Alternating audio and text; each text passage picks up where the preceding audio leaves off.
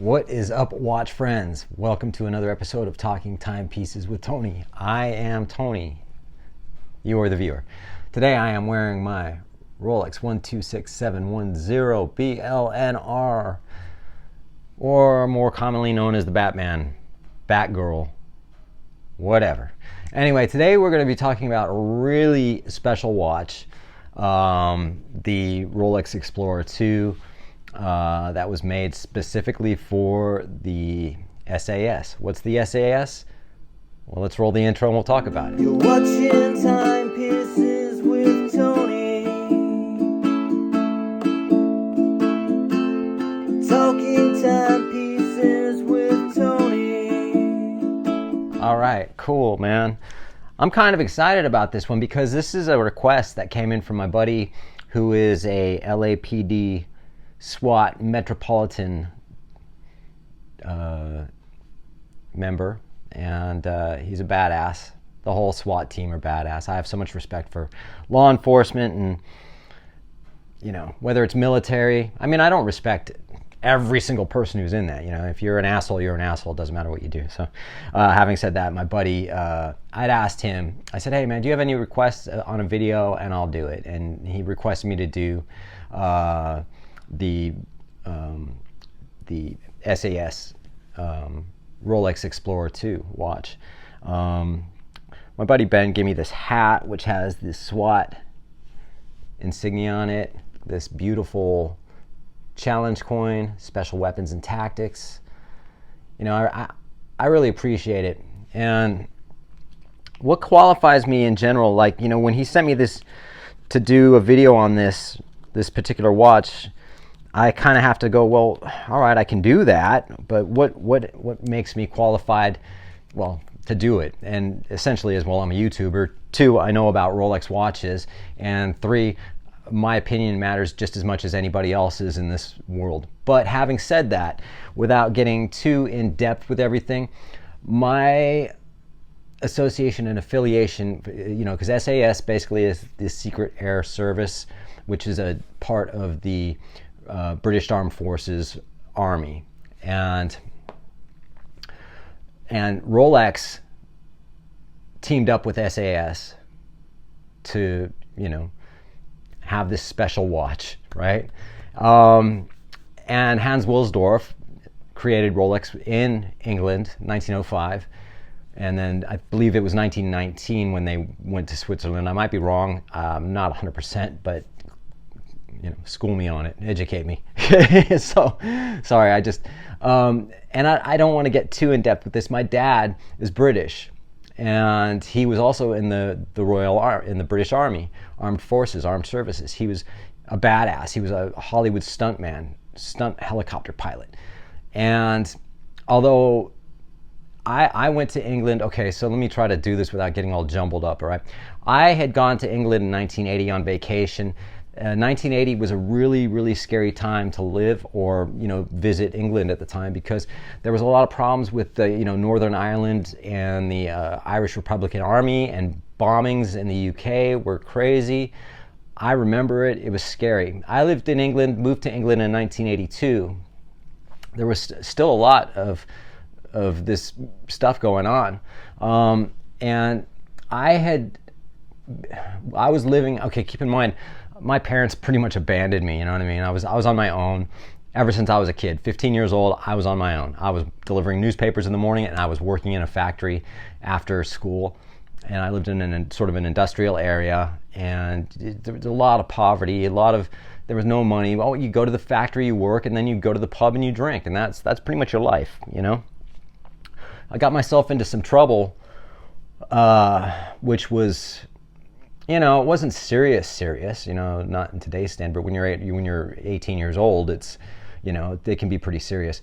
So my dad, the tough guy that he is, said that they'll bail me out of the problems I have financially if I join the Army.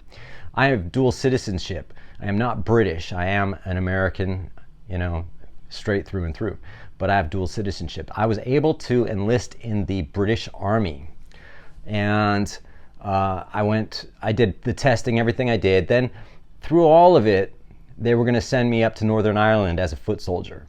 By the time they called me to go up to Sutton Coldfield for training, I bailed out and I said, no, I don't want to do this. I want to move back to LA. That's where I'm from.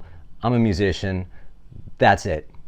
That was it. My dad was fucking pissed, but it was just the way it was. That's what happened. That's how it ended up. So let's get into this whole thing, SAS. SAS is basically the equivalent to what we have in the United States as the Navy SEALs.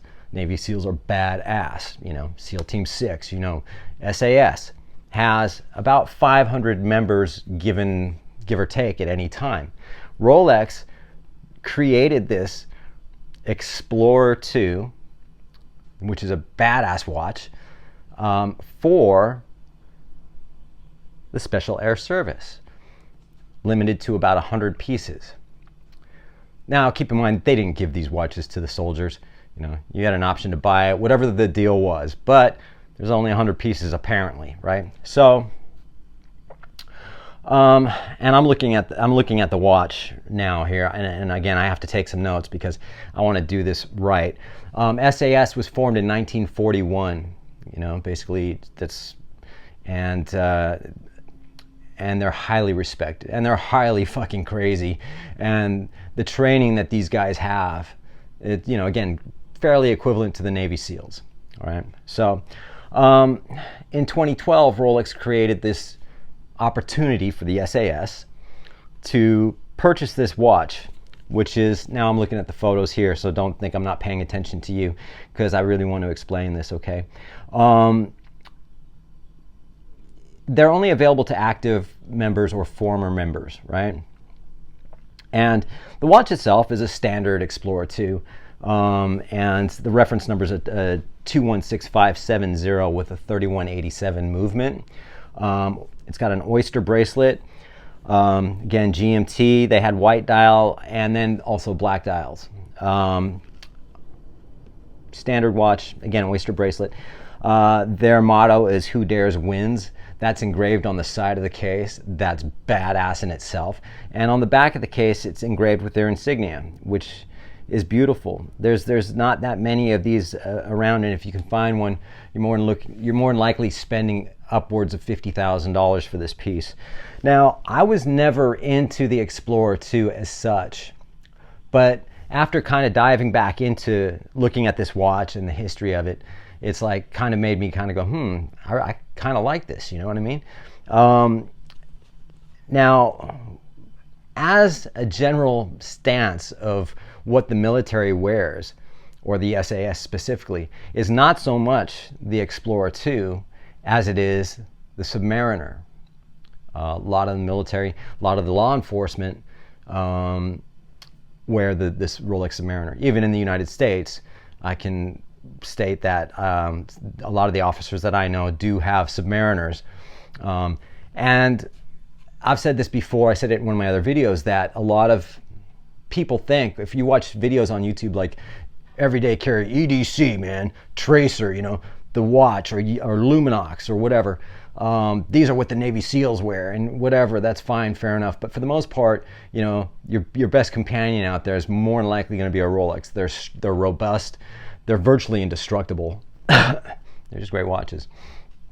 So having said that, when you look at this watch, it's just your basic watch. It's engraved on the back.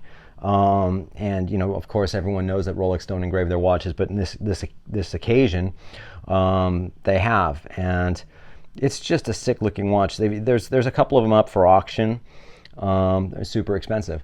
Having said that, I hope I did some justice, and I hope I didn't mumble this up too much, but I appreciate, again, Ben and my LAPD SWAT friends, LAPD, whatever.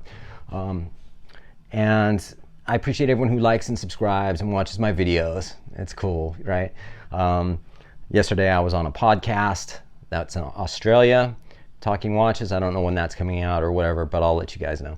So having said that, enjoy the rest of your day, and we'll see you soon.